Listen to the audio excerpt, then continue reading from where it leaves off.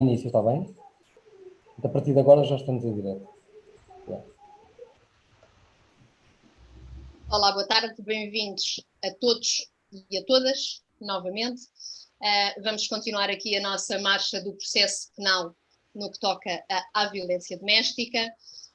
Vamos ter hoje connosco a doutora Fernanda Alves, Procuradora da República, coordenadora na área da violência doméstica na secção especializada integrada de violência doméstica no DIAP de Lisboa, que nos vem falar das medidas de coação, o afastamento do agressor, a suspensão provisória do processo e ainda a acusação.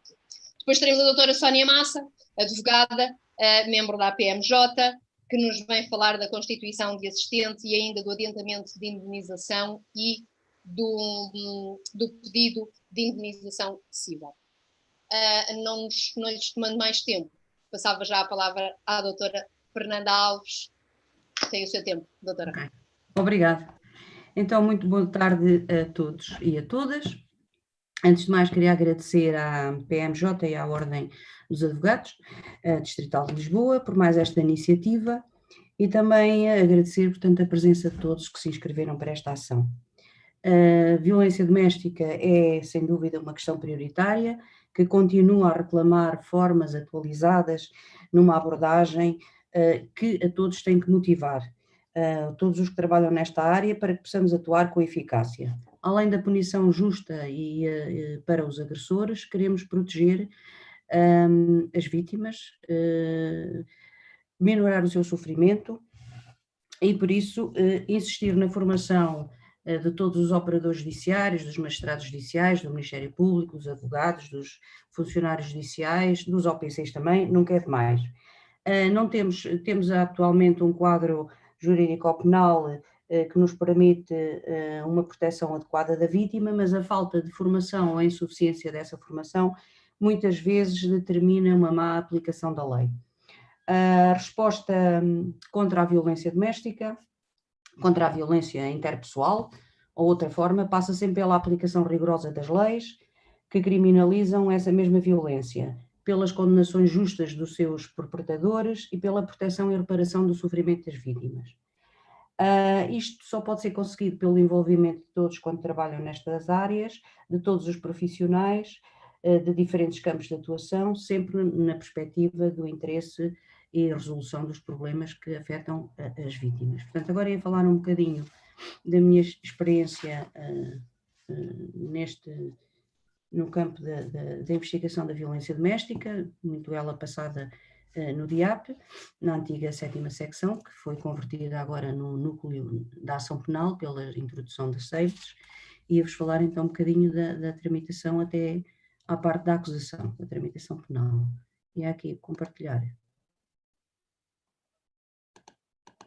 a minha tela.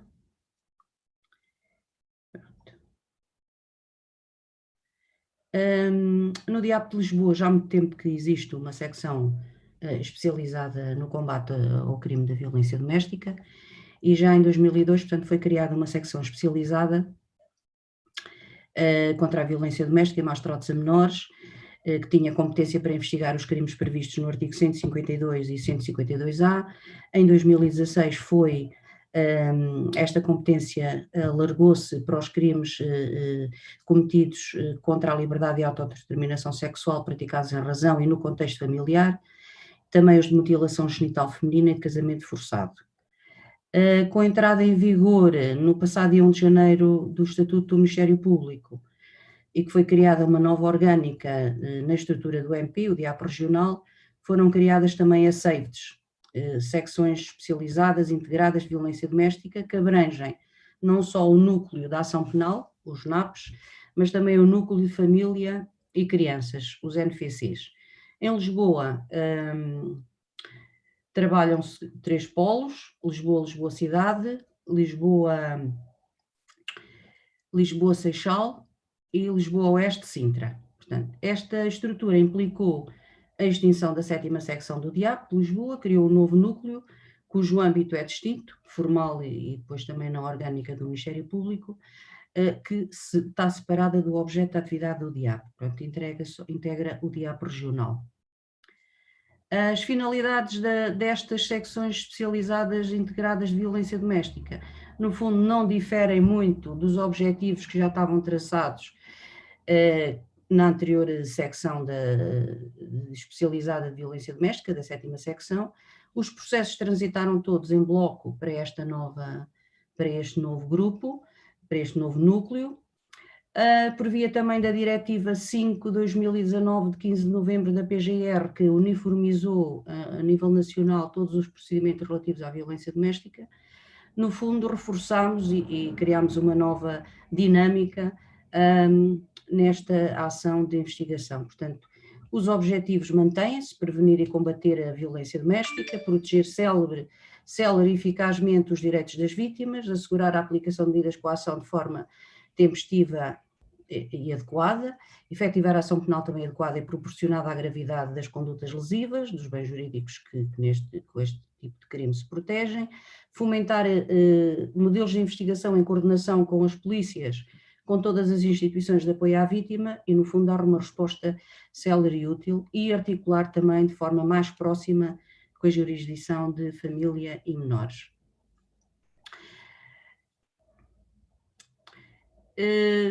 Também, numa continuidade do que já vinha sendo feito, estes núcleos permitem, portanto, atribuir maior visibilidade à gravidade do crime, maior garantia à proteção da vítima, aplicação das medidas de coação mais severas, maior visibilidade das situações em que são vítimas crianças e idosos, o desenvolvimento de boas práticas e também as ações de formação. O crime de violência doméstica, como todos sabem, está previsto e punido no artigo 152 do Código Penal, classifica-se como sendo um crime de natureza violenta. Isto tem implicações depois na aplicação das prisões preventivas, no prazo de duração das medidas de coação, e, portanto, prevê que quem, de modo reiterado ou não, com ou sem coabitação, infligir maus tratos físicos ou psíquicos, castigos corporais, privação de liberdade, ofensas sexuais, ao cônjuge ou ex-cônjuge, pessoa de outro ou do mesmo sexo com quem o agente mantenha ou tenha mantido uma relação de namoro ou uma relação análoga à dos cônjuges, a progenitor descendente comum em primeiro grau e a pessoa particularmente indefesa em razão da idade, deficiência, doença, gravidez ou dependência económica que com o agente coabite.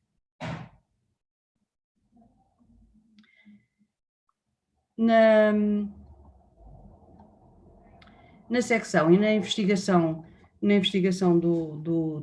deste tipo de crime, portanto, estão consignados diversos procedimentos internos, nomeadamente a existência de um turno semanal para as questões que se suscitam diariamente e que são urgentes e que têm que ser definidas antes de haver processos. Também optámos por concentrar inquéritos referentes ao mesmo agregado familiar no mesmo magistrado. Portanto, o mesmo magistrado pode reabrir, incorporar ou pensar processos relativos aos mesmos agentes e vítimas. No fundo, permite-se que o magistrado concentre todo o conhecimento que já vem anteriormente relativamente àquela vítima, aos seus antecedentes e àquele arguido também. Todas as situações graves que são sinalizadas à polícia, a polícia transmite via e-mail ou com apresentação física do processo ao Ministério Público dos autos de notícia ou denúncia nas situações em que, portanto, o risco seja elevado e onde se propõe a emissão de mandado de detenção fora de flagrante delito para permitir uma maior rapidez na resposta. E também o Ministério Público, se recebe um auto de notícia em que altera o grau de risco, comunica de imediato via e-mail à PSP o agravamento do grau de risco para agilizar as diligências por parte do OPC. Entretanto, também se solicita logo nas situações mais urgentes os elementos clínicos de imediato, comunica-se de imediato também ao núcleo de família e crianças de todo o expediente que chega, em que sejam vítimas crianças ou que as crianças assistam à violência praticada na família, permite que os colegas que estão no núcleo de família possam em conjunto com a CPCJ ou com outras entidades de proteção à criança, tomar as devidas medidas de proteção àquelas crianças. Podem-se recolher de imediato também testemunhas, ouvir o testemunho dos familiares ou vizinhos. Se a vítima assim o entender que precisa aplicar-se a medida da teleassistência, e também promover de imediato declarações para a memória futura nas vítimas especialmente vulneráveis, nas situações de menores e nas situações em que são vítimas pessoas idosas. E também se pode de imediato acionar o policiamento de proximidade, pronto, em que a polícia vai ao local e verifica quais são as medidas policiais que podem ser tomadas para a salvaguarda da segurança física das pessoas. Em caso de suspeita de ameaças com armas ou em caso da suspeita de existência de armas, o Ministério Público pode emitir mandados de busca no caso de buscas não domiciliárias e promover ao juiz de instrução que sejam emitidos mandados de busca domiciliários. Também se pode pedir um relatório de avaliação de risco nas situações mais complexas a nível técnico. Um relatório de avaliação de risco é feito pelos psicólogos que estão no GIAV. O GIAV é um gabinete de atendimento à vítima que resulta de um protocolo feito com o Instituto Egas Muniz e que temos sempre disponíveis dois psicólogos que fazem atendimento a vítimas em situação de crise, fazem relatórios de risco, avaliações psicológicas. No início do inquérito, reunidos alguns destes elementos, pode-se de imediato ponderar da emissão de mandatos de detenção fora de flagrante delito para a apresentação a primeiro interrogatório de arguido detido. Isto nas situações em que, obviamente, o risco é elevado, porque dada o volume processual e o volume de entrada de inquéritos, nem todas as situações permitiriam fazer isto em 48 horas ou mesmo nas 72 horas. Temos também protocolos com a Santa Casa da Misericórdia, em que solicitamos relatórios sociais, principalmente nas situações de crianças e idosos, em que a Santa Casa da Misericórdia rapidamente nos elabora um relatório social sobre a situação familiar. Muitas vezes temos situações em que é necessário providenciar por internamento compulsivo, temos que, portanto, comunicar ao delegado de saúde ou solicitar a intervenção da polícia para rapidamente passar os mandatos de condução para internamento compulsivo. Comunicamos aos colegas junto dos juízes cíveis para acompanhamento para a instauração de medidas ao abrigo do regime jurídico maior acompanhado. E muitas vezes também temos que fazer de assistentes sociais e junto da misericórdia, portanto, naquelas situações em que as vítimas assumem um grau de dependência muito grande e não conseguem providenciar a sua própria vida sozinhos, diligenciar por integração em lar, quando as famílias também não dão resposta.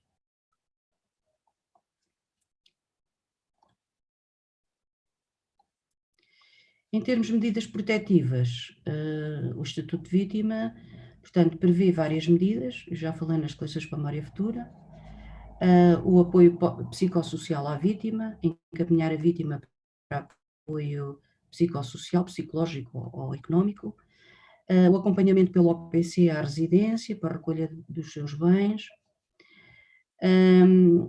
Quando a vítima quer ir viver para outro país, a transmissão do procedimento criminal ou a possibilidade de aplicar medidas de coação que sejam válidas nos outros países membros da União Europeia.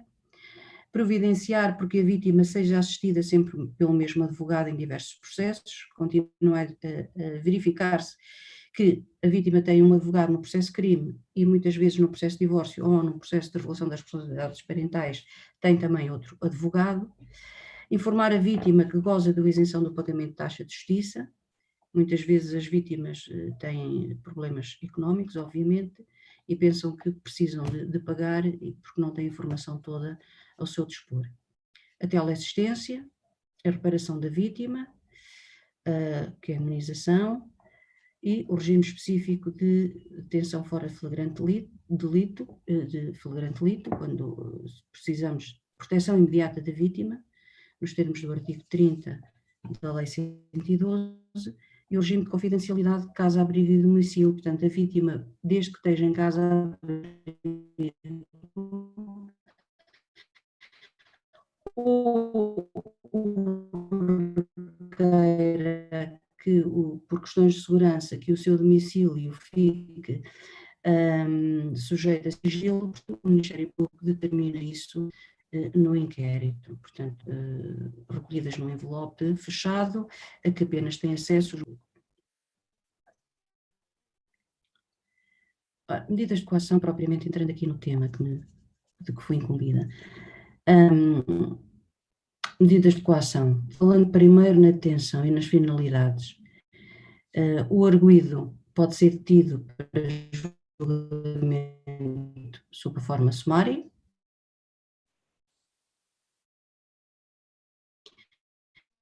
para ser presente para primeiro interrogatório judicial do tido outra pessoa para prática de ato judiciária, por autoridade judiciária em ato processual, desculpa, e as pessoas podem ser detidas para os suspeitos para efeitos de identificação. Pronto. Em caso de flagrante delito, basta que o crime seja punível com pena de prisão para que possa ser efetivada a detenção, o que acontece com o crime de violência doméstica. Tratando-se de crime cujo procedimento dependa de queixa, a detenção só se mantém quando em ato simultâneo o titular do respectivo direito o exercer. Tratando-se de crime particular, isto é, cujo procedimento dependa da acusação particular, diz o artigo 255, número 2 do Código de Processo Penal, que não há lugar a detenção em flagrante delito, mas apenas à identificação do infrator.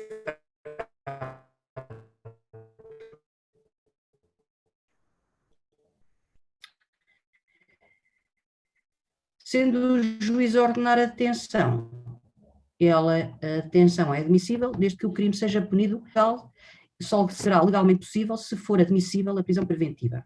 Mas para que o juiz ou o Ministério Público possam emitir mandados de detenção fora de flagrante delito, é necessário ainda que haja fundadas razões para considerar que o visado, se não apresente espontaneamente perante a autoridade judiciária no prazo que lhe for fixado, ou verificar-se em concreto alguma das situações previstas no artigo 204, que apenas a detenção permita a cautelar, ou se tal se mostrar imprescindível para a proteção da vítima. Se for a autoridade de polícia criminal por iniciativa própria, a detenção só é legalmente possível se no caso for admissível prisão preventiva, se existirem elementos que tornem fundado o receio de fuga ou de continuação da atividade criminosa, e se não for possível, dada a situação de urgência e de perigo na demora, esperar pela intervenção da autoridade judiciária. Nenhuma medida de coação, à exceção da prevista no artigo 196 do TIR, pode ser aplicada se em concreto não se verificar, portanto, no momento da aplicação da medida, fuga ou perigo de fuga, perigo de perturbação do curso do inquérito ou da instrução do processo, e nomeadamente perigo para a aquisição ou conservação ou veracidade da prova, ou perigo em razão da natureza e das circunstâncias do crime, da personalidade do arguido, de que este continua a atividade criminosa ou perturbe gravemente a ordem e a tranquilidade públicas. Especificidades relativamente ao crime de violência doméstica, Código de Processo Penal e na Lei 112. Nos termos do artigo 30, número 2 da Lei 112/2009, 16 de setembro, penso que todos sabemos que esta lei é o regime jurídico da proteção das vítimas do crime de violência doméstica.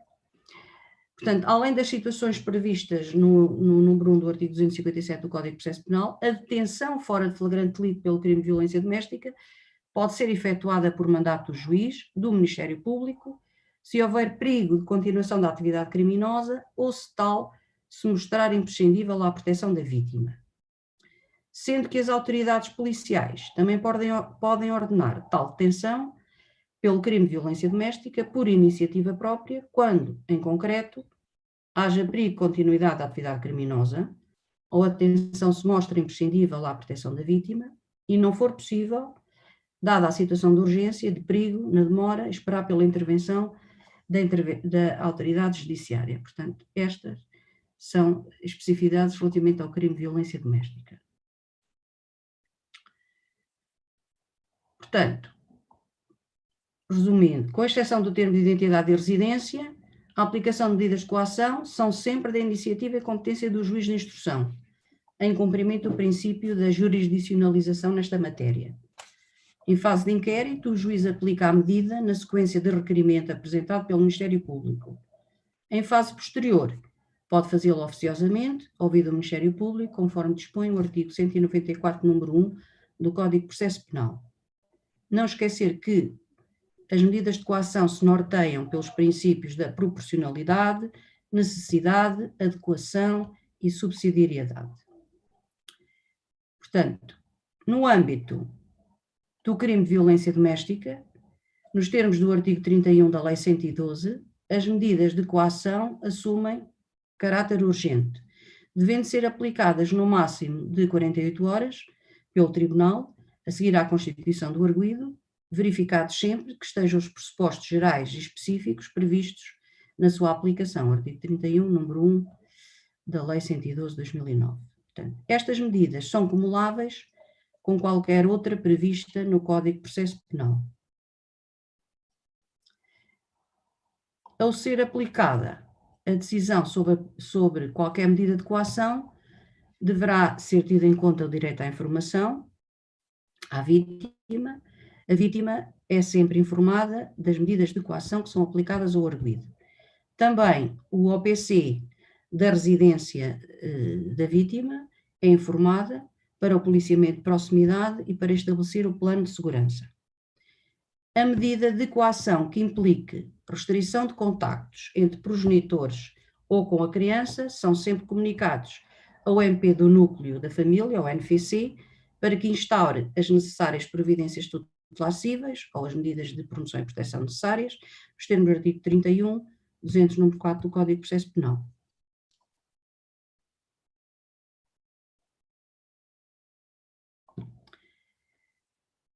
As medidas previstas na Lei 112, relativamente às medidas de coação previstas na Lei 112, relativamente ao crime de violência doméstica, são a proibição de contactos com a vítima, com ou sem medida de controle à distância, controle eletrónico, artigo 35, proibição de o agente se aproximar e permanecer na residência onde o crime ocorreu, onde a vítima reside, podem ser com ou sem medidas de controle à distância, proibição de permanecer na área de uma povoação ou da residência de familiares do ofendido, com ou sem medidas também de controle à distância, sujeição mediante consentimento à frequência de programa de combate ao crime no contexto da violência doméstica, proibição de ter, adquirir armas, obrigação de entregar as armas, obrigação de frequentar programa de tratamento à toxicodependência, obrigação de permanecer na dependência, na habitação, com ou sem medida de controle à distância, prisão preventiva.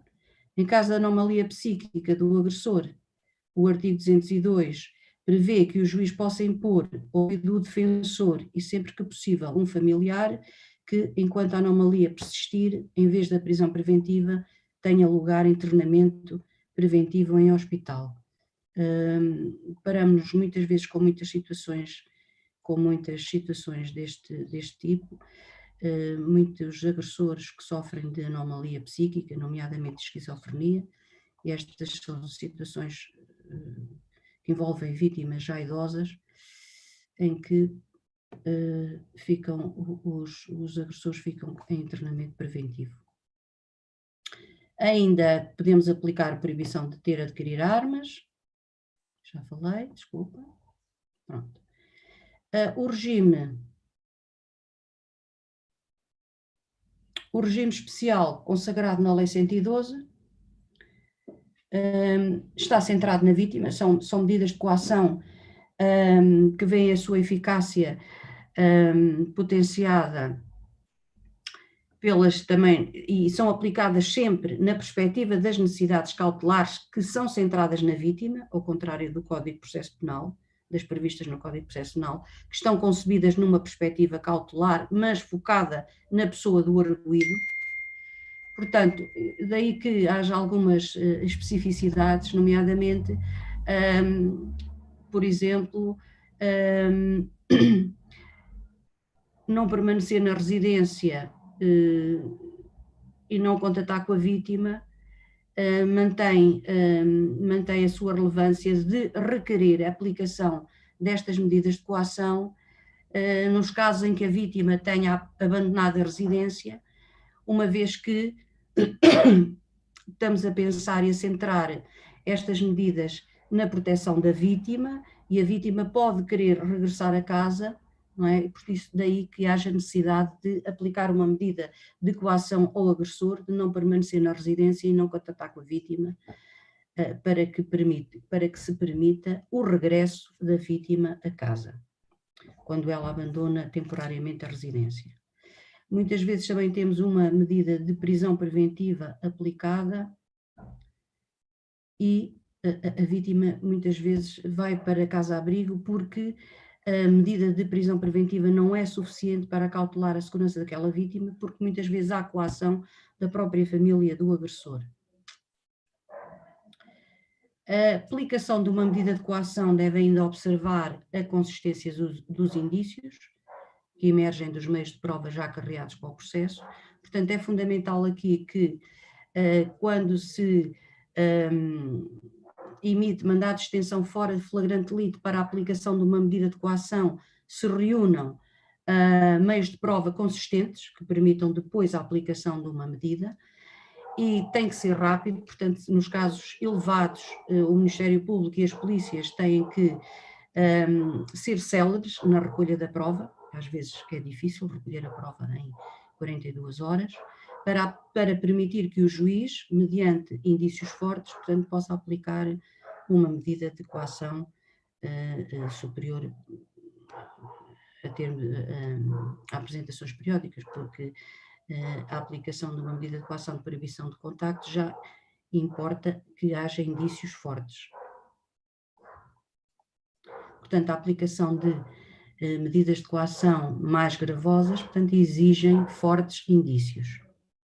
Portanto, e fortes indícios da prática de um crime são aqueles que, com alguma segurança, permitem antever que o arguido possa vir a ser condenado com base nelas. Portanto, quando passamos os mandados de detenção fora de flagrante delito, portanto, além das declarações da vítima, que são importantíssimas, obviamente, temos que ter outros elementos de prova que, no fundo, suportem aquelas declarações, ou exames médicos, ou inquirição de testemunhas, ou algum testemunho que permita indiciar fortemente a prática daqueles factos por aquela pessoa.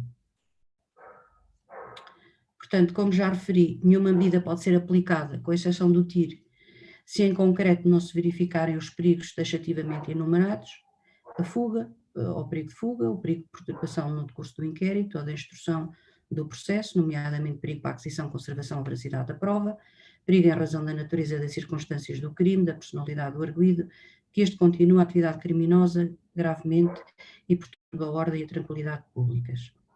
Estamos perante perigos alternativos, mas podem ser acumulados. Portanto, todos eles têm de se extrair de factos concretos, evidenciados no processo e conjugados com circunstâncias da vida ou da personalidade do arguido, deve ser perspectivado pelo juiz à luz das regras comuns da experiência de vida. Os perigos mais concretos, mais frequentes em contexto de violência doméstica, são a continuação da atividade criminosa, às vezes um risco de escalada da violência, perturbação do inquérito, nos casos em que o arguido tenta manipular a vítima e outras testemunhas e condicionar a sua intervenção perante as autoridades policiais e judiciárias. Daí que também, muitas vezes, em situação de prisão preventiva, a medida de prisão preventiva seja acumulada com a proibição de contatar com a vítima por qualquer meio ou com determinadas pessoas. Portanto, muitas vezes o arguido está em prisão preventiva e está por interposta pessoa, ou por telefone, ou por cartas, portanto, a pressionar a vítima para a constrangê-la, para alterar a sua versão, e muitas vezes até ameaçando de morte, o que inibe a vítima depois de fazer um depoimento livre. Portanto, nos termos do artigo 35 da mencionada Lei 112, o Tribunal, sempre que se mostre imprescindível para a proteção da vítima, deve determinar que o cumprimento das medidas de coação, proibição de contactos ou outros, seja fiscalizado por meios técnicos de controle à distância. Não obstante o consentimento seja a regra, sempre que o juiz considere que a aplicação de utilização de meios técnicos é imprescindível para a proteção da vítima, portanto, o consentimento do arguido é dispensado. Portanto, é preciso, no entanto, que o juiz fundamente esta situação. Se no decurso da sujeição do arguido a uma medida de coação esta violar, o juiz, tendo em conta a gravidade do crime imputado e os motivos da violação, pode impor outra ou outras medidas de coação previstas quer no Código de Processo Penal, quer na Lei 112, nos termos do disposto do artigo 203, número 1, daquele diploma processual penal. O juiz pode também impor a prisão preventiva por força dessa situação, ou se houver fortes indícios de que após a aplicação de uma medida de coação o arguido cometeu crime doloso da mesma natureza.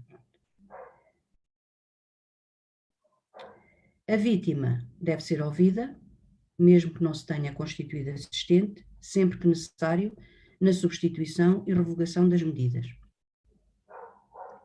Artigo 212, número 4 do Código de Processo Penal. Redação dada pela Lei 130/2015, de 4/9. Os prazos de duração máxima das medidas de coação encontram-se previstos nos artigos 215 e 212 e 218. Não esquecer que, sendo o crime de violência doméstica um crime de natureza violenta, portanto, os prazos também são alargados. As medidas de coação extinguem-se com o arquivamento do inquérito, com o despacho de não pronúncia, o despacho que rejeitar a acusação, a sentença absolutória, ainda que não transitada,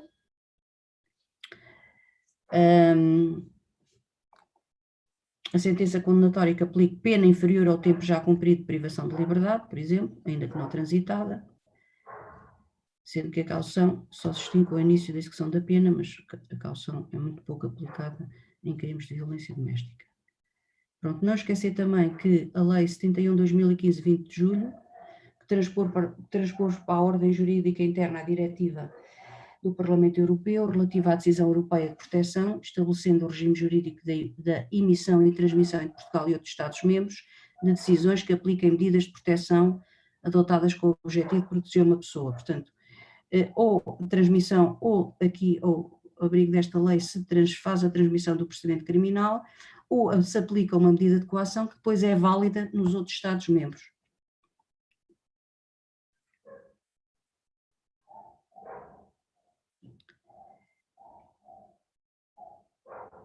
Agora, falando um bocadinho sobre a suspensão provisória do processo, a Diretiva 5/2019 da PGR veio alterar alguns procedimentos do Ministério Público e agora temos orientações específicas relativas ao crime de violência doméstica, sendo que o Ministério Público, relativamente à aplicação da suspensão provisória ao crime, nos inquéritos do crime de violência doméstica, tem que aguardar sempre o requerimento livre e esclarecido da vítima. Portanto, a vítima tem que requerer a suspensão provisória do processo. Depois da vítima informada, a vítima tem que fazer um requerimento. Recebido o requerimento da vítima, o magistrado titular do inquérito deve certificar-se de que aquele requerimento foi por ela apresentado de forma livre, esclarecida, não prescindindo do contacto pessoal com a vítima. Pronto. A vítima faz um requerimento ao processo esclarecendo que quer a suspensão provisória e o magistrado do Ministério Público notifica a vítima e faz uma inquirição para perceber se aquele pedido foi esclarecido e foi feito de forma livre ou a vítima não está a ser coagida para pedir a suspensão.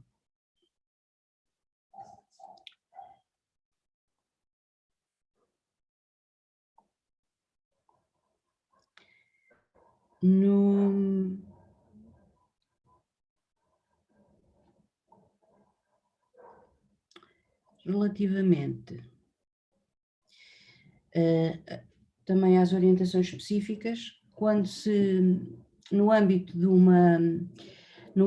uma injunção, pode ser adequado aplicar o afastamento do arguido e nessas situações poderá ponderar-se também a vigilância eletrónica. Portanto, pode ser aplicada uma injunção no âmbito da suspensão provisória de afastamento do arguido em relação à vítima, com vigilância eletrónica, e nessas circunstâncias, portanto, o Ministério Público pede à Direção-Geral de Reinserção Social e Serviços Prisionais um relatório, sendo que aqui a sua aplicabilidade depende da concordância do arguido e do seu consentimento. Pronto, estamos no âmbito de uma suspensão. A suspensão também só é aplicada se depois o arguido concordar com a mesma, portanto. Nos casos em que corre procedimentos judiciais ou outros no âmbito do direito da família e das crianças, por factos relacionados com aqueles que estão em investigação no inquérito, qualquer definição de injunções e regras de conduta será sempre precedida da obtenção de informação daqueles processos sobre as decisões e sobre as medidas que são tomadas naqueles processos, tendo em vista a harmonização das injunções e das medidas de proteção que são aplicadas naqueles inquéritos, naqueles processos que correm no Tribunal de Família ou nas comissões de proteção de crianças e jovens. Portanto, há sempre necessidade de adequar as injunções e as regras de conduta às características do caso em concreto, atendendo às motivações da vítima, ao requerimento que a vítima faz para a suspensão provisória do processo, por forma a que se satisfaçam sempre as exigências de prevenção e de respeito pela autonomia de vida também do arguido. As injunções mais aplicadas na suspensão do inquérito são a proibição de contactar com a vítima, aqui novamente, portanto, ponderando-se a possibilidade de fiscalização com controle eletrónico, o tratamento ao alcoolismo ou programas o tipo de programas, nomeadamente no âmbito até da saúde mental, tratamentos, o programa de tratamento para agressores, que é elaborado pela Direção-Geral de Reinserção Social e Serviços Prisionais, o PAVD, trabalho a favor da comunidade nas situações mais leves, frequência de programas de competências parentais, quando estão em causa situações de violências leves contra crianças. O programa para agressores de violência doméstica, que é muitas vezes aplicado e que é adequado na suspensão provisória do processo, não tem qualquer custo para o arguido e é uma intervenção que dura 18 meses. Portanto, nestas situações, o prazo da suspensão nunca é inferior a 24 meses, 2 anos e meio. Este programa contempla a aplicação de um conjunto de sessões de grupo, de conteúdo psicoeducacional, visando a aquisição de competências para a mudança de atitudes e de comportamentos. Para a integração neste programa é necessária uma avaliação que tem que ser feita previamente em sede de relatório social pela Direção-Geral, com a aplicação do instrumento de avaliação de risco de violência conjugal. Como depende da constituição de um grupo, a colocação às vezes implica muito tempo de espera. Portanto, relembro que o encontro restaurativo é expressamente proibido pela Convenção de Istambul, que estabelece, portanto, proibição de processos alternativos de resolução de conflitos no seu artigo 48.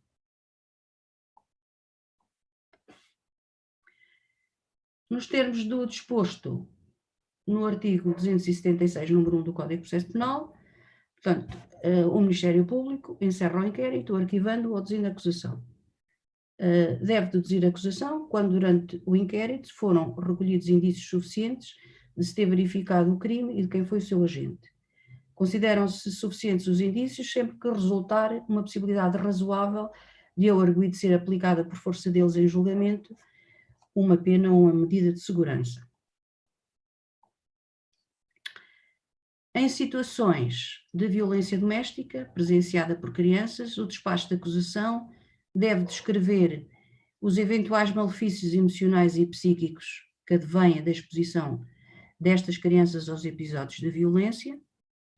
Em consequência, dever-se-á sempre, nos casos de indícios suficientes, descrever na acusação todos os factos típicos e imputar a correspondente pluralidade de crimes em concurso efetivo, verdadeiro ou puro. Descrever os factos típicos, objetivos e subjetivos que previnam a subsunção autónoma às diversas normas em concurso. Violência doméstica, dano, furto, violação. Deve ser também no despacho de acusação requerido expressamente as penas acessórias, designadamente as expressamente previstas no tipo de crime em análise, pena acessória de proibição de contactos, proibição do uso e porte de armas, a inibição do exercício das responsabilidades parentais, da tutela ou curatela. Promover também o depoimento da vítima, se não tiverem sido feitas as declarações para memória futura, na ausência do arguido, ou por videoconferência ou teleconferência. Ainda nos termos do artigo 352, requerer também o depoimento das testemunhas na ausência do arguido. Muitas testemunhas são familiares, filhos, irmãos, e muitas vezes podem ficar coagidos no depoimento pela presença do familiar arguido. E naquelas situações em que a vítima é especialmente vulnerável, o acompanhamento de técnico especialmente habilitado para fazer o acompanhamento da vítima a julgamento. Não esquecer também, no despacho de acusação, a agravação quando é utilizada armas na prática do crime. A lei das armas contempla uma agravativa geral, que deve ser convocada em numerosos casos de imputação no crime de violência doméstica. Muitas vezes os crimes são praticados com a utilização de armas, nomeadamente com a ameaça de uma arma ou mesmo com arma. Não esquecer também o pedido de indenização civil, ao abrigo do artigo 82 do Código de Processo Penal e 21 da Lei 112. Em caso de condenação também do arguido, pedir também que seja recolhido o ADN. O despacho de acusação é comunicado nos termos gerais, estabelecidos no Código de Processo Penal, ao arguido, ao assistente, ao denunciante com a faculdade de se constituir assistente, às partes civis e aos respectivos defensores e mandatários. A forma destas comunicações também se encontra consagrada no Código de Processo Penal, no artigo 283, devendo-se ter presente sempre a regra sobre notificações, em especial as consagradas no artigo 113 e 114 do mesmo diploma. Especialmente em processos por prática de crime de violência doméstica. A Lei 112 determina que a comunicação da acusação e restantes despachos proferidos em inquéritos e decisões finais transitadas em julgado, bem como a atribuição do estatuto de vítima, deve ser feita ao abrigo do artigo 37 à Secretaria-Geral do Ministério da Administração Interna, para efeitos de registro e tratamento de dados. Esta comunicação é feita sem dados nominativos, com exceção do número identificador do processo de crime. Em eventos que a vítima tenha recebido também cuidados médicos em hospitais ou outras entidades públicas de prestação de cuidados médicos inseridos no Serviço Nacional de Saúde, o Ministério Público notifica, portanto, estas entidades com a acusação para dedução do pedido de pagamento das respectivas despesas. As moradas, portanto, as vítimas em casa-abrigo ou que tenham requerido morada confidencial vão sempre em envelope fechado, apenas acessível aos respectivos magistrados, e abrangendo também o sistema operativo de gestão processual, portanto, ficam confidenciais nos sítios. Agora vou-lhes mostrar aqui, não sei se alguém já passou aqui por este gabinete, portanto é o gabinete onde funciona o Gabinete de Informação e Atendimento à Vítima, que funciona no piso onde funciona o NAP, o Núcleo de Ação Penal. é o Gabinete de Atendimento à Vítima, que é esta salinha. Este é o gabinete onde trabalham os psicólogos. Foi inaugurado em 2011 este gabinete. Funciona com psicólogos, com protocolo com o Instituto Egas Muniz. Neste momento temos também um projeto com a polícia e com a Junta de Freguesia do Parque das Nações, o projeto DIAP-REAV, Resposta Integrada de Apoio à Vítima, que visa incrementar a qualidade no atendimento e apoio de todas as vítimas de crimes cometidos em contexto de violência doméstica, implementar mecanismos de cooperação e coordenação entre as valências judiciárias, policiais e, portanto, a Junta de Freguesia, que permite identificar situações de violência doméstica provenientes das esquadras da 2ª e 3ª Divisão de Lisboa. Faz-se um atendimento especializado, com técnicos especializados, polícias afetos ao MIP, que são polícias com formação nas áreas de policiamento de proximidade e de violência doméstica, que têm conhecimento dos processos e das dinâmicas da violência doméstica. São realizados em salas e gabinetes de atendimento com confidencialidade, privacidade, segurança e conforto. As vítimas são de imediato encaminhadas para com as instituições locais quando necessitam de apoio urgente, hospital, ou de apoio económico. Portanto, há sempre uma técnica da Junta de Freguesia que faz este encaminhamento. E efetua-se também, através deste apoio da Junta de Freguesia, o acompanhamento pós-vitimação dos casos considerados de risco também.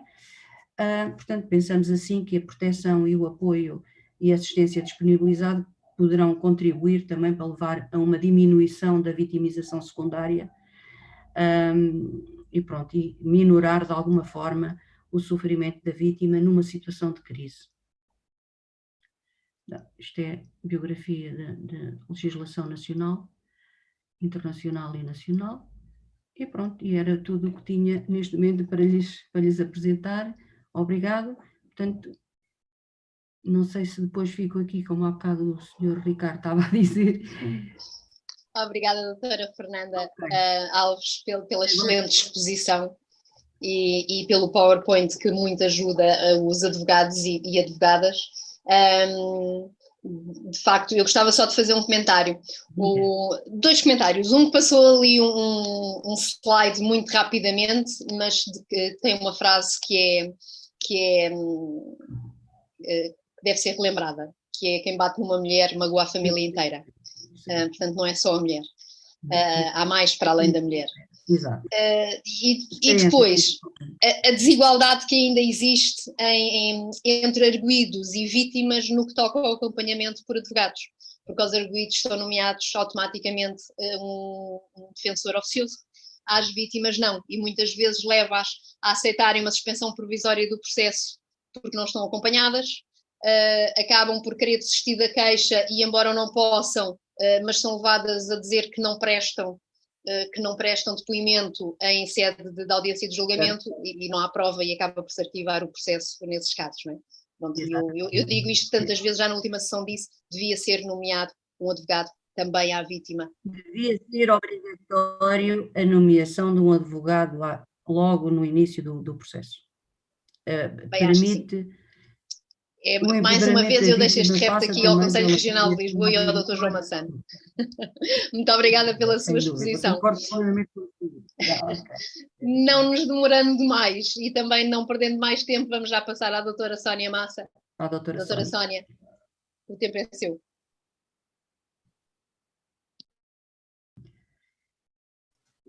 Ora, muito boa tarde a todas e a todos.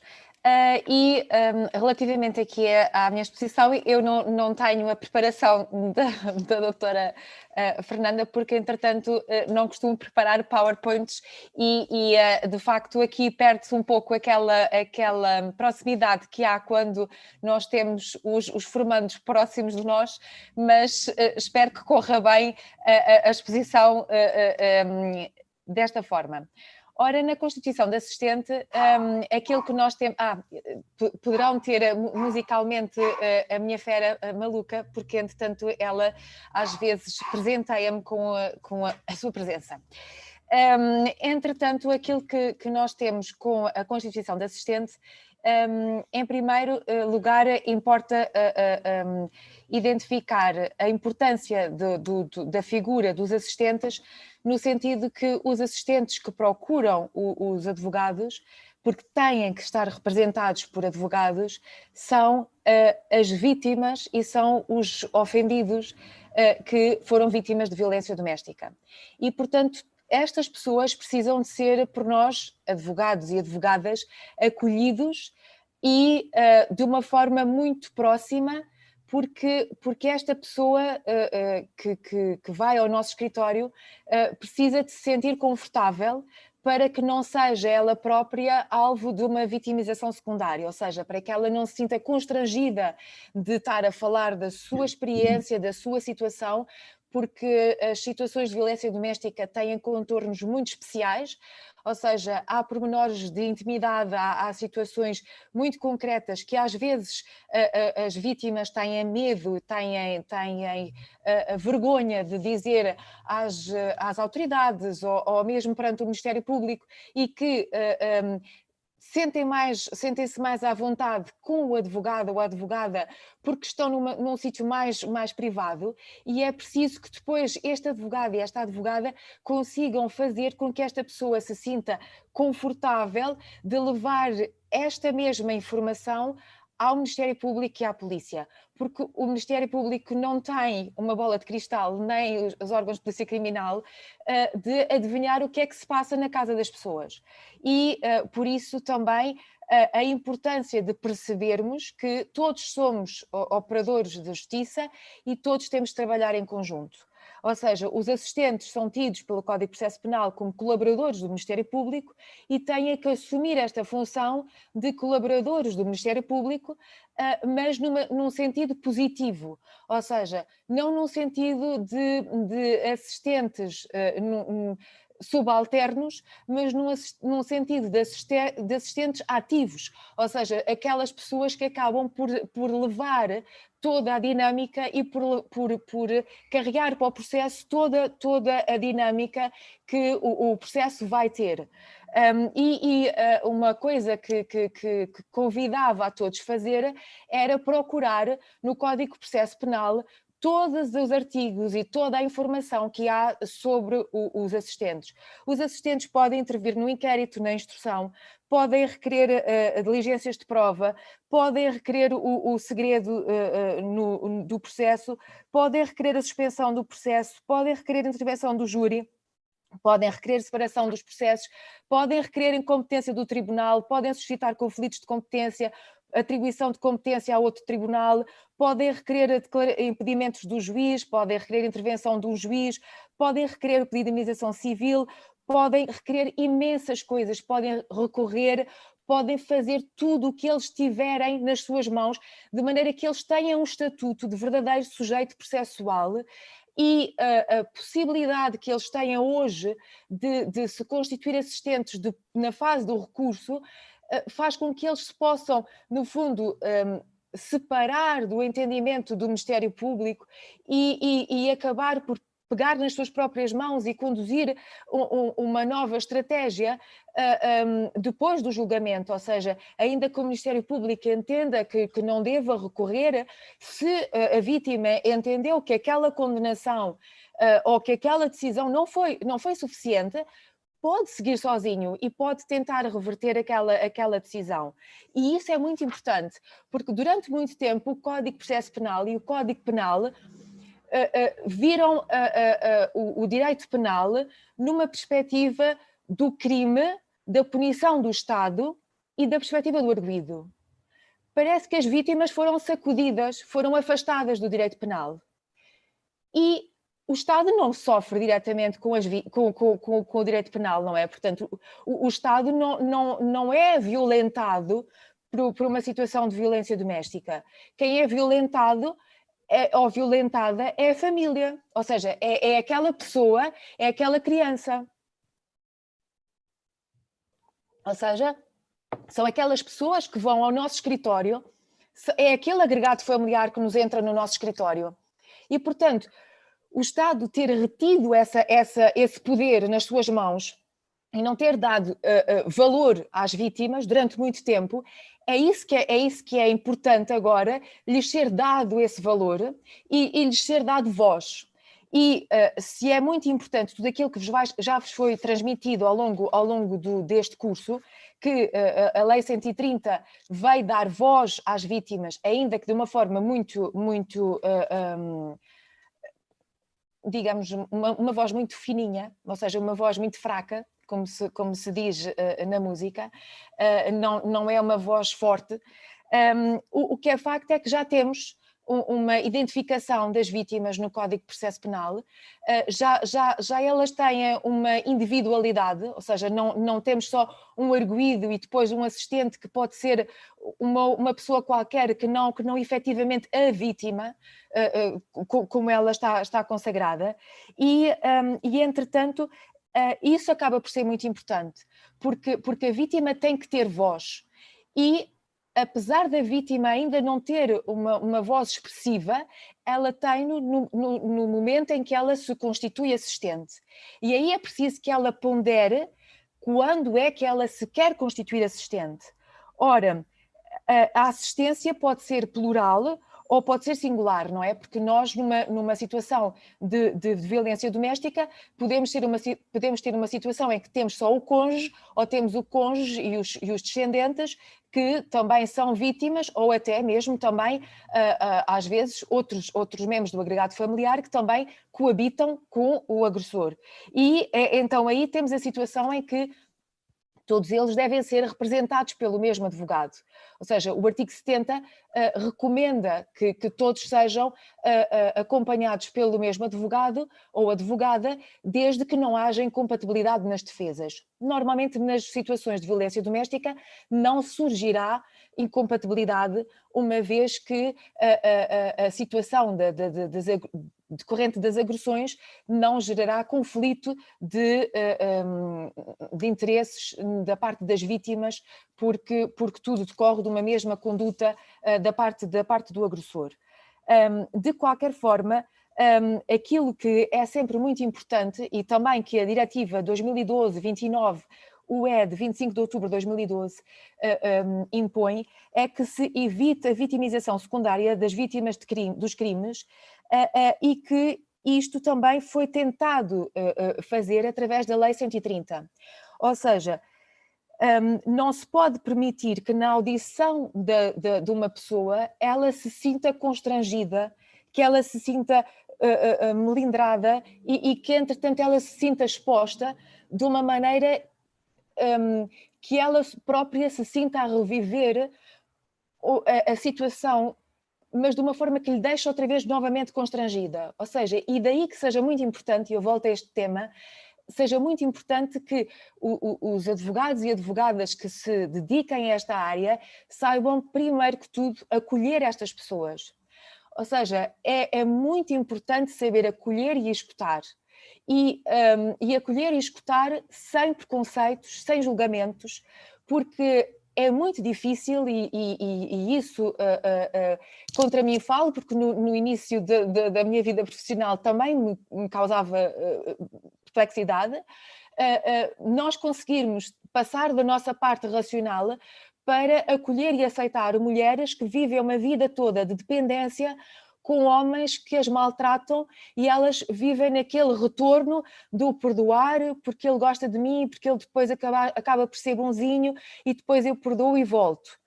E isso às vezes acontece nos processos, ou seja, nós instruímos um processo todo e o processo tem tudo para que ele seja condenado, e no dia do julgamento, porque por um motivo qualquer que não sabemos qual, ela não vai falar. E nós temos que saber acolher e aceitar, porque se nós a formos obrigar a falar, nós vamos estar a agredi-la também. E, portanto, nós temos que saber acolher e aceitar. E, portanto, todo este trabalho impõe que nós também tenhamos feito um trabalho para podermos trabalhar com estas pessoas.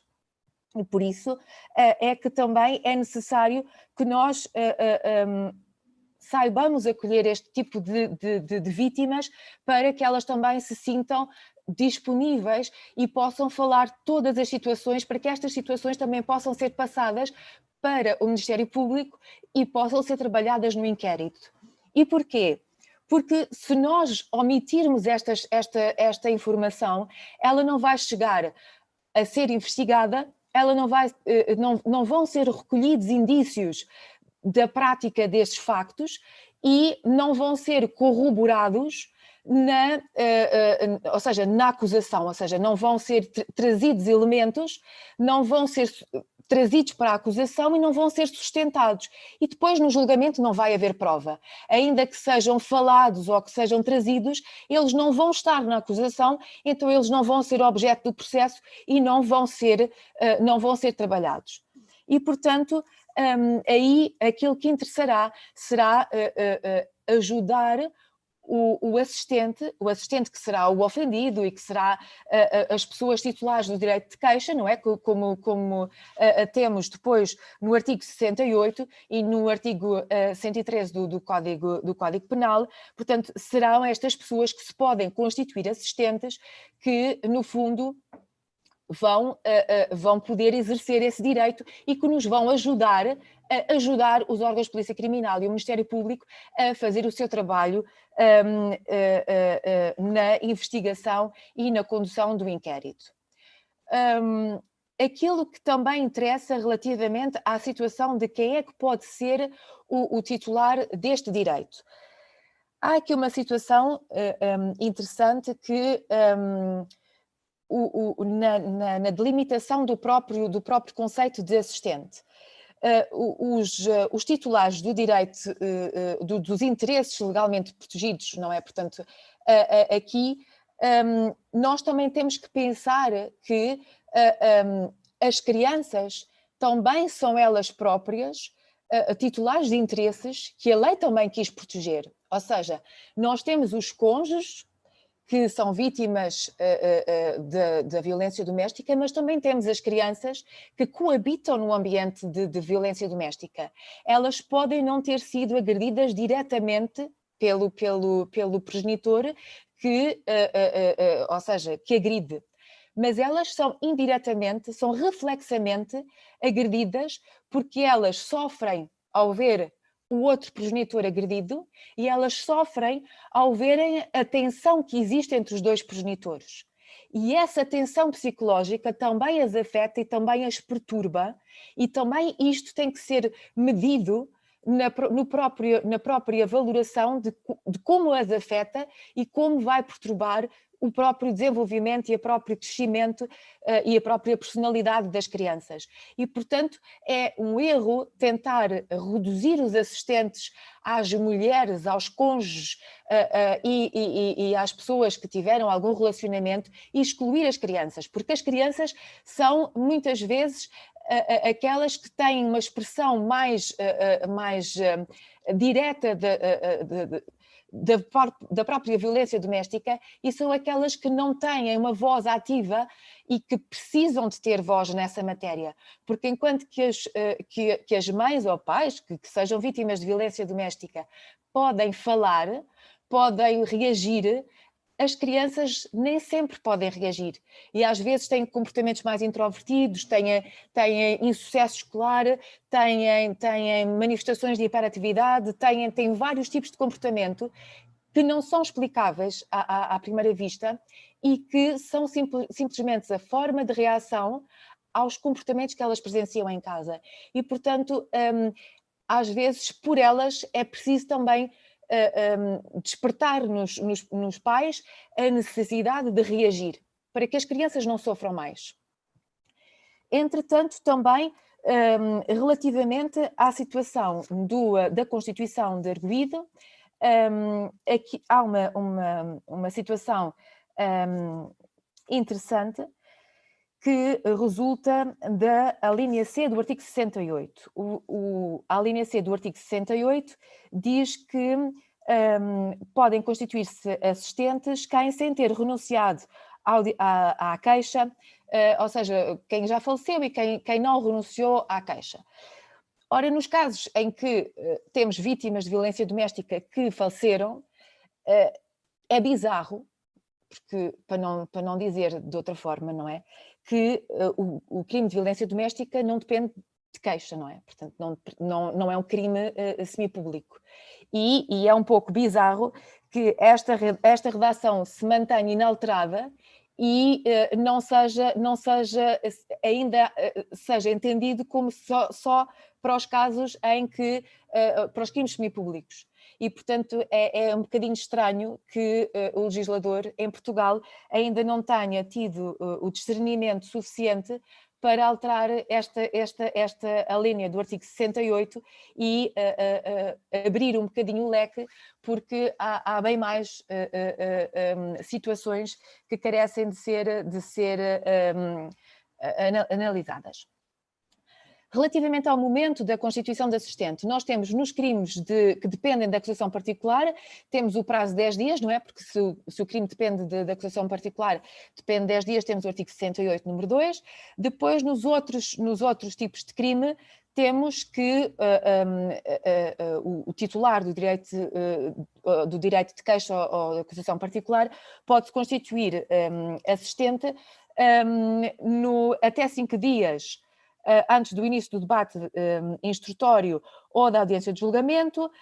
Depois também temos no prazo, ou seja, no prazo para o requerimento da postura de instrução, também antes da audiência de julgamento e no prazo para o recurso. Ou seja, temos 5 momentos em que ele, no fundo, pode se constituir assistente, que é no prazo, ou seja, para a acusação pelo assistente, que é no 284, requerimento para a postura de instrução à linha B do número 1 do 287, debate instrutório 297 e seguintes, audiência para julgamento 321 e seguintes e recurso da sentença 399 e à linha B do número 1 do 401.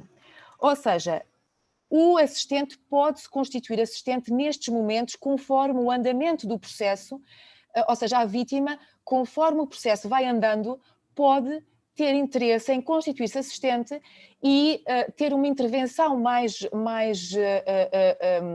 ativa do que simplesmente como vítima. Ou seja, o estatuto de vítima já o tem, porque já lhe foi atribuído, e pode querer ter uma intervenção mais ativa. Uma situação que eu acho muito importante é, assim que há a constituição de assistente, que o assistente manifeste expressamente que quer intervir nos autos, sempre acompanhado pelo seu advogado. Porquê? Exatamente por aquilo que a Sofia estava a dizer e a doutora Fernanda também. A vítima, infelizmente, ou seja, não tem os mesmos direitos que o arguido, não é? Portanto, no fundo, o arguido é quem comete o crime e tem direito a um aconselhamento jurídico por parte do defensor desde o início, desde a constituição como arguido.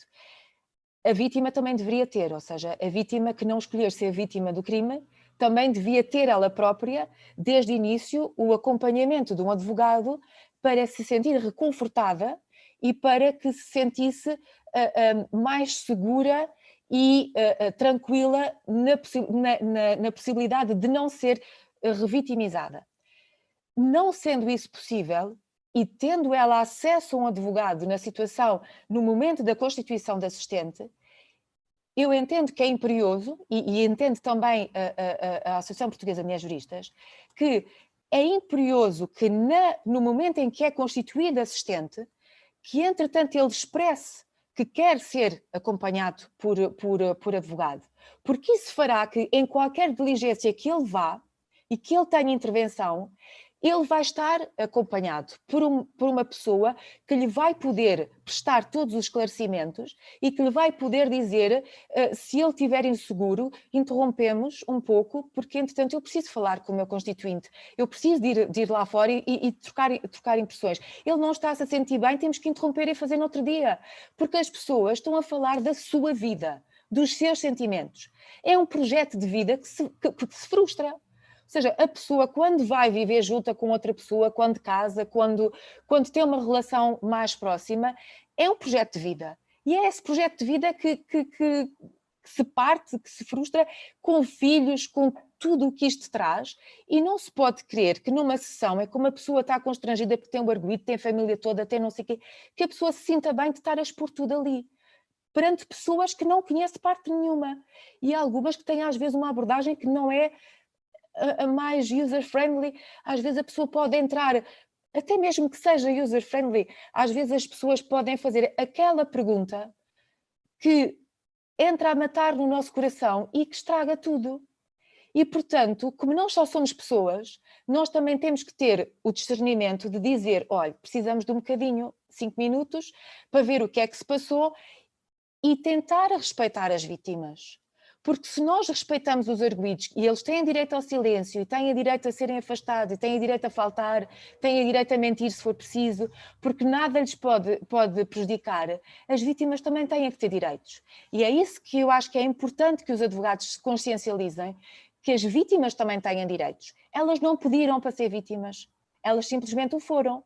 E elas foram porque o Estado também falhou com elas. E, portanto, nós não podemos falhar. E nós temos que ter essa consciência. Relativamente à situação ainda das vítimas, queria também chamar uma nota para uma alteração que surgiu com a Lei do Orçamento de Estado este ano para a Lei do Apoio Judiciário. É que com a entrada em vigor da Lei do Orçamento de Estado, encontra-se facilitado o apoio jurídico para as vítimas de violência doméstica. Ou seja, vigora uma presunção de insuficiência económica ab início, até prova em contrário. Ou seja, qualquer vítima de violência doméstica goza de benefício de apoio judiciário, o que acaba por ser muito bom, porque, entretanto, não tem que estar a pedir apoio judiciário para ter isenção das custas de taxa de justiça dos 102 euros. Ela tem automaticamente. Portanto, antigamente havia aquela coisa da constituição de assistente, mas a taxa de justiça para a frente e para trás já está resolvido.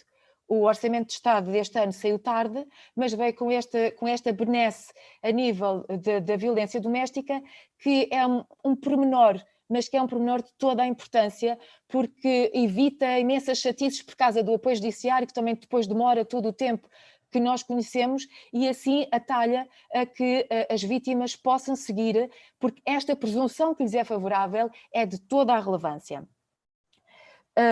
Portanto, para a constituição de assistente, portanto, as pessoas têm que ter legitimidade, têm que ter mandatário, têm que apresentar no momento certo e têm que ter pago a taxa de justiça, não é? Portanto, ou requerer o apoio judiciário.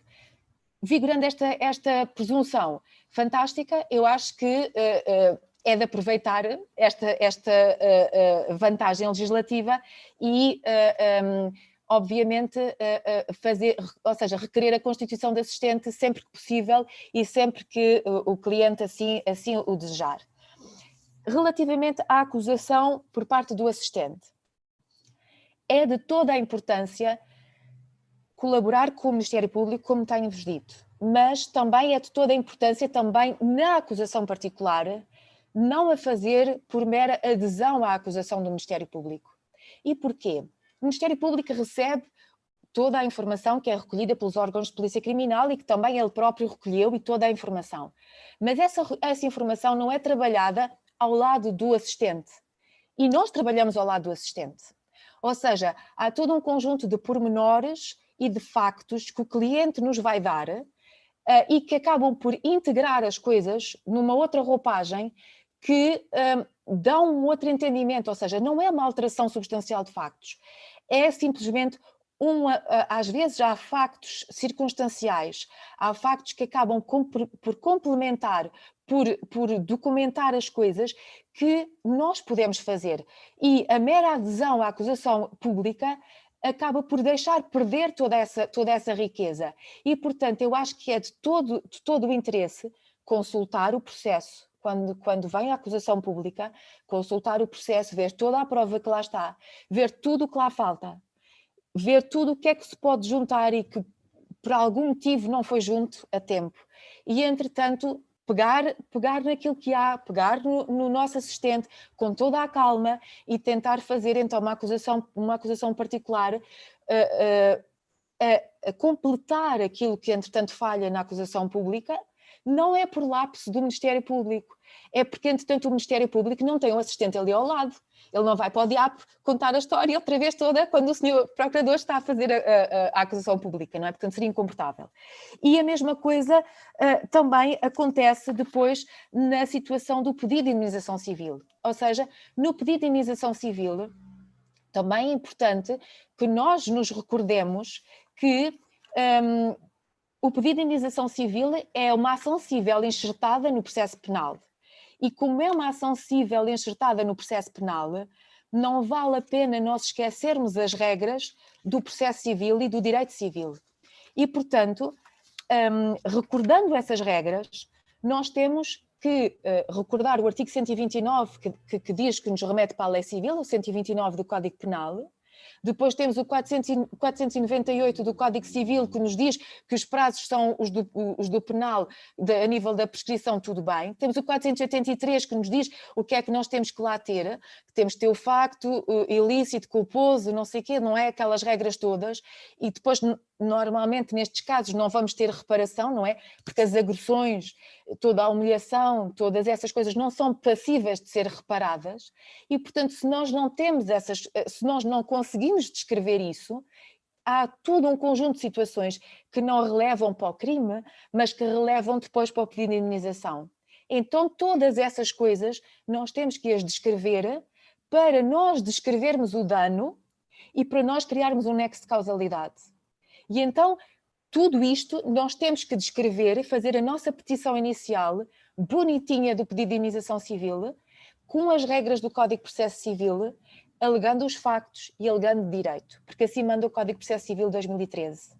Ou seja, falando do nosso facto ilícito, culposo, quem é que praticou os factos, como, quando, onde e porquê, dizendo quais foram os danos provocados por cada situação, fazendo as imputações todas, dizendo o que é que isto provocou à vítima e contando tudo pontinho por pontinho, como deve ser, para daí depois justificar o pedido de indemnização.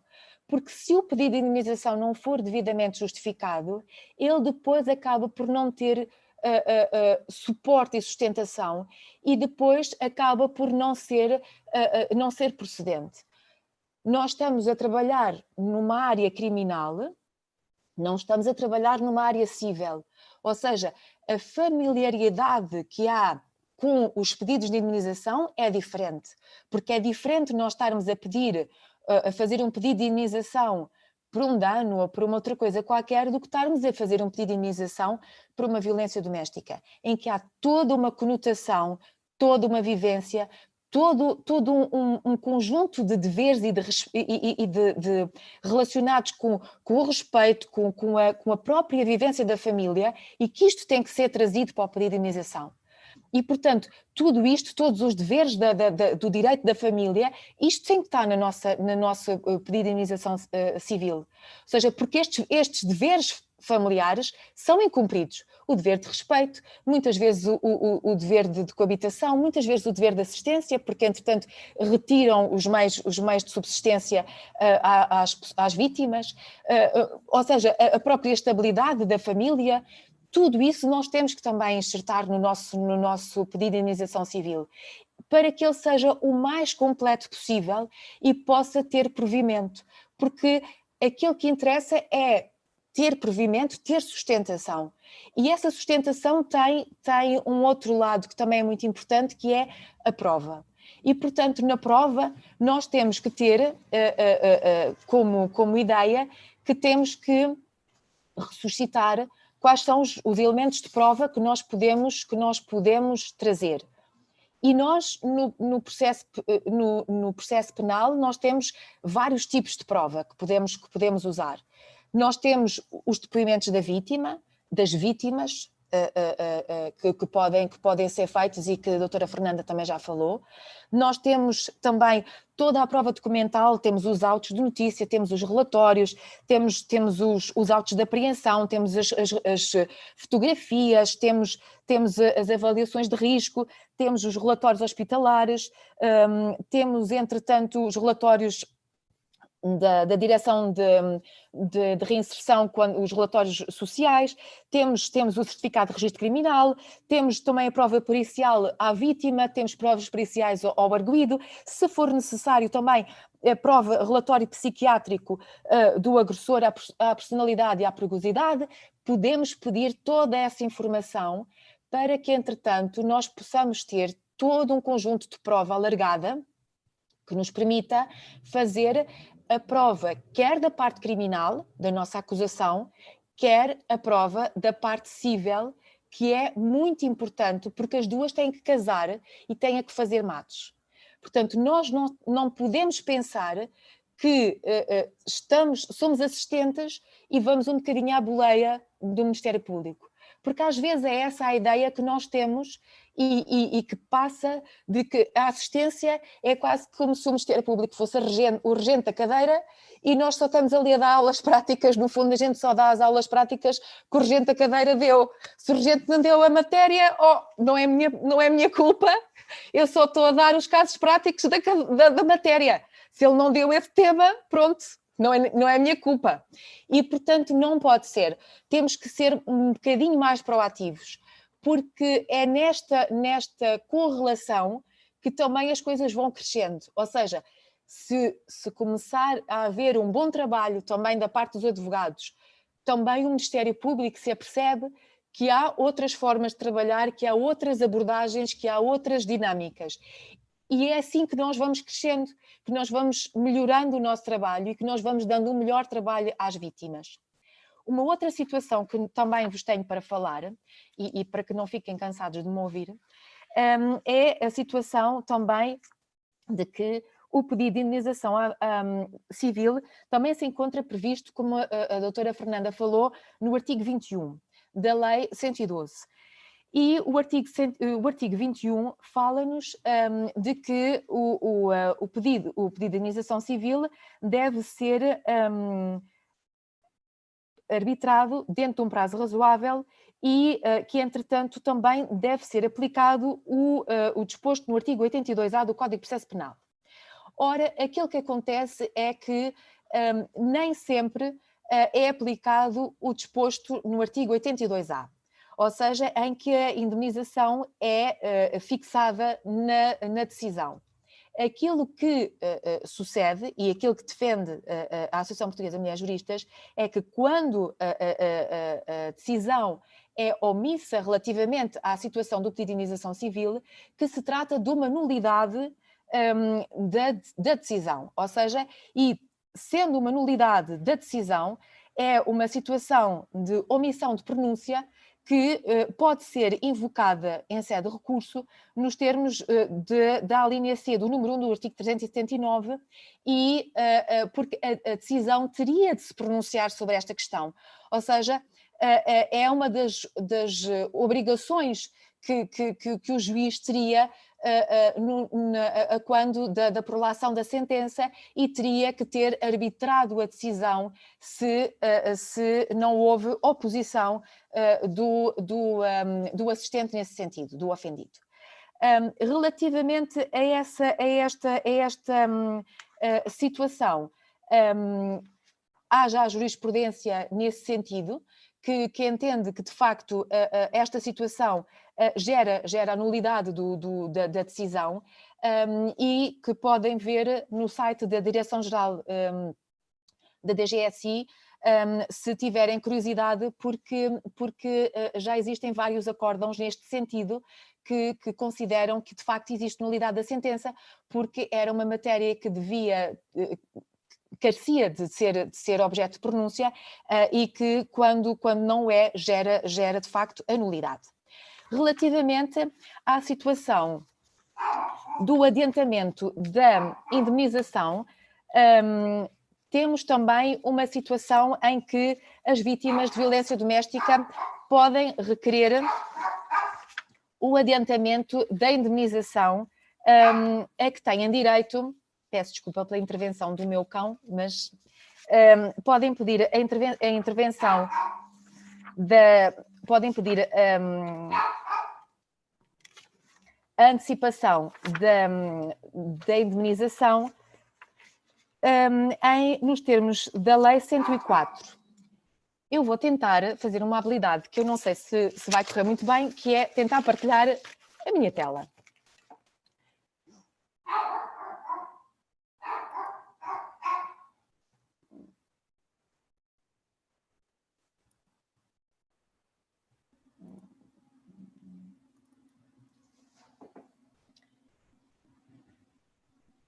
Não sei se conseguem ver. A indemnização... Ok, obrigada. A indemnização está prevista na Lei 104 de 2009 e existe um formulário, que é este que vos estou a mostrar, em que a indemnização pelo Estado às vítimas de violência doméstica tem este formulário que podem consultar na internet, em que tem a identificação do requerente, depois também tem a identificação da vítima, se não for o requerente, depois tem também a identificação do agressor, depois tem a identificação do crime, portanto dos factos, do dia, o local, a descrição dos factos, depois tem a queixa, portanto se apresentou queixa, se não apresentou queixa, porque é que não apresentou queixa. Depois tem as consequências, ou seja, as lesões que foram sofridas, se sofreu um período de doença, e depois tem os prejuízos sofridos e a reparação também. Ou seja, é feito um questionário à vítima para que responda a esta situação. O que é que acontece neste tipo de situação? O adiantamento da indemnização às vítimas de violência doméstica é uma medida interessante, mas que tem muitos senãos. Desde logo, a situação dos rendimentos e da própria situação da eventual devolução da indemnização que é atribuída, ou seja, que é uma coisa que causa uma certa estranheza que existe no regime. Ou seja, a pessoa vítima de violência doméstica que não pretenda ingressar numa casa-abrigo, porque entretanto não se vai sentir bem, mas que não tenha condições socioeconómicas para ir para outro lugar, ou não tenha rendimentos, e que não tenha independência económica, pode requerer esta medida e, ao contrário do que existe nos crimes violentos, esta medida é-lhe dada automaticamente, sem ser depois da condenação pelo crime. E o que acontece é que esta indemnização é-lhe facultada em mensalidades que são de valor equivalente ao salário mínimo nacional. Ou seja, por 6 meses, que podem ser prorrogáveis. Pode, excepcionalmente, também ser dado tudo de uma só vez, mas em casos muito excepcionais. O que acontece é que, por exemplo, se estamos perante um caso em que há absolvição do crime, a pessoa tem que devolver o dinheiro que recebeu. Se, por exemplo, há uma outra situação em que a pessoa recebe uma indemnização, depois tem que devolver parcialmente ou na totalidade a indemnização que recebeu do Estado. Isto tudo acabam por ser situações que tornam estranha esta forma de querer ajudar vítimas, porque no fundo é uma ajuda provisória. Ou seja, se fosse uma ajuda de facto atribuída, ou seja, de caráter definitivo, ainda se percebia. E por isso se entende que ela não tem uma expressão tão grande e as pessoas não recorram tanto a ela.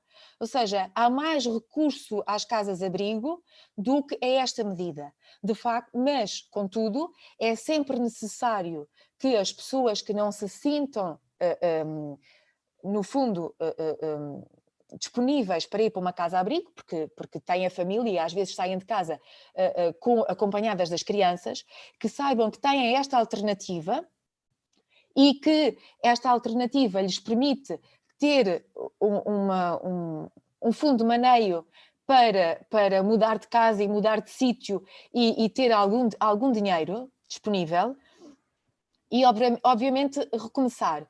Sendo certo que também é preciso criar a consciência de que a absolvição do arguido pode gerar a devolução do valor que lhes é entregue e, portanto, também a consciência e o comprometimento de que têm que ir com o processo até ao fim. E isso também para elas é no fundo, também uma violência. E daí que seja muito importante que, ao explicarem o regime do adiantamento da indenização, tenham todo o cuidado de explicar que é um regime que tem muitas características sui generis, porque não é uma ajuda gratuita. Ou seja, não é uma ajuda de, olha, tome lá 6 meses de salário mínimo, porque, entretanto, é uma forma do Estado compensar a não resposta que lhe deu a tempada para que não fosse vítima.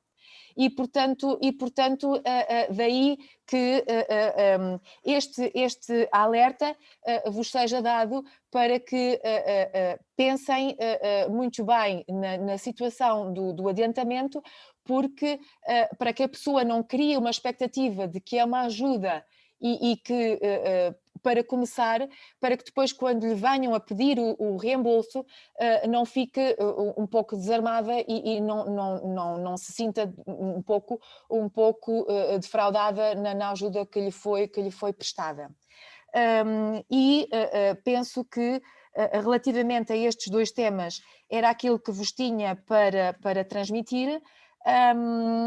Não sei se têm algumas questões a colocar relativamente aos temas que vos trouxemos hoje.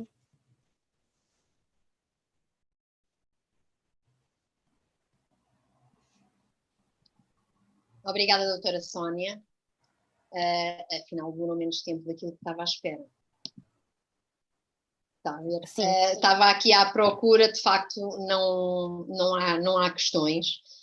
Para já, de qualquer forma, todos aqueles que nos estão a ouvir, caso venham ainda a ter questões sobre aquilo que foi dito hoje, quer pela doutora Fernanda Alves, quer pela doutora Sónia Massa, podem sempre fazê-lo noutra sessão, porque entraremos em contacto e, como é óbvio, serão respondidas.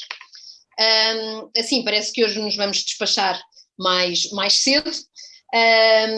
Hoje era o último módulo desta primeira parte do curso de formação específica em violência doméstica, mas ainda estamos no fim do inquérito. Portanto, ainda falta muito. Portanto, ainda temos a instrução, ainda temos a audiência de julgamento, ainda temos muita coisa. Essa segunda fase vai iniciar-se em novembro. Portanto, as datas serão dia 3, dia 5 e dia 10 de novembro, pelo que contamos com a presença de todos e de todas, e mais uma vez agradecer quer à doutora Sónia Massa, quer à doutora Fernanda Alves e ao Conselho Regional de Lisboa, obviamente, por nos acolher e por ter feito esta parceria com a Associação Portuguesa de Mulheres Juristas. Muito obrigada a todos. Muito obrigada.